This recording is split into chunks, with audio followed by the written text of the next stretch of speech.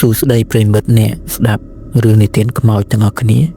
គណៈពេលនេះគឺវេលាម៉ោង 12 យប់ហើយខ្ញុំក៏មានរឿងមួយដែលរន្ធត់មួយដែរដែលទទួលបានពីបងប្រុសម្នាក់ដែលគាត់ជាអ្នកផ្សាយព័ត៌មានចុងដំណើររឿងគឺនៅយប់មួយហ្នឹងបងវិបុលគាត់បានទៅយកព័ត៌មានអំពីគ្រោះថ្នាក់ចរាចរណ៍ដ៏រន្ធត់មួយនៅតំបន់ជ័យក្រុងនៅភ្នំពេញហ្នឹងទីតាំងនោះមានសភាពស្ងាត់ជ្រងំនិងងងឹតខ្លាំងគាត់បានថតរូបនិងសម្ភាសសាក្សីរហូតដល់ម៉ោង 12 យប់នៅពេលដែលសម្ភាសរឿងគ្រោះថ្នាក់ចរាចរណ៍នោះបានចប់គាត់ក៏សម្រេចចិត្តថានឹងទៅការិយាល័យតែម្ដងដើម្បីសរសេរព័ត៌មាននោះដោយសារស្អែកព្រឹកហ្នឹងគឺគាត់មានការងារបន្ថែមទៀតអញ្ចឹងបងវិបុលក៏សម្រេចចិត្តបើកម៉ូតូទៅតាមផ្លូវហ្នឹងគឺមានអារម្មណ៍ថាស្ងាត់ជាងពេលមកបាទហើយគាត់មើលជុំវិញទៅគឺដូចជាមិនមានផ្ទះអ្នកភូមិទេ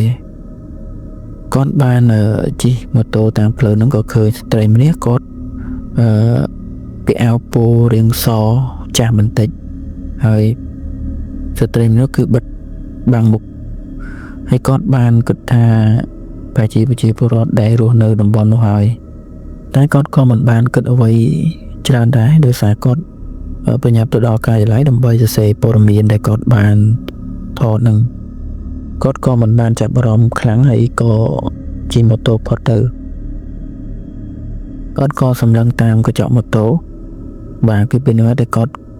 ស្ទើរតែសឹងតែបើកសឹងតែមូលហ្គេមម៉ូតូមកព្រាតឲ្យដល់ការិយាល័យដោយសារតែពេលដែលគាត់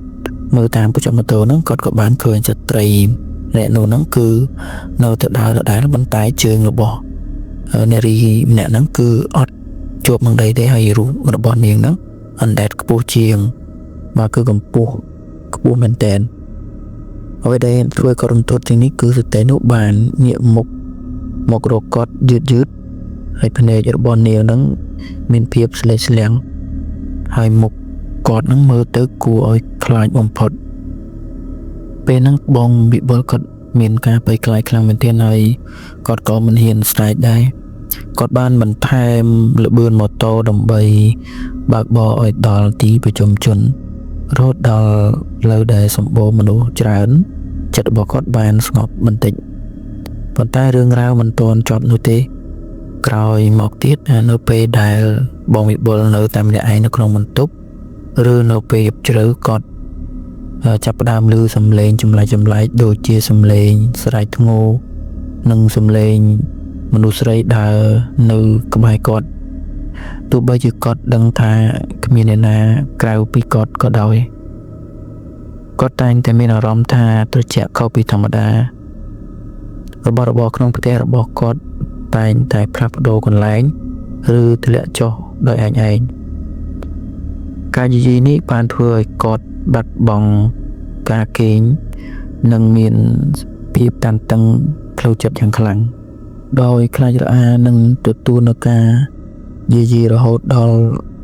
មិនអាចបំពេញការងារបានបងវិបុលបានសម្រេចចិត្តទៅជួបគ្រូសូត្រមន្តឬគ្រូខ្មែរដើម្បីសុំជំនួយតាមរយៈការធ្វើពិធីនិងបួងសួងទីបំផុតខ្មោចនោះក៏លែងមកយាយីគាត់ហើយគាត់ក៏អាចរស់នៅបំពេញការងារបានធម្មតា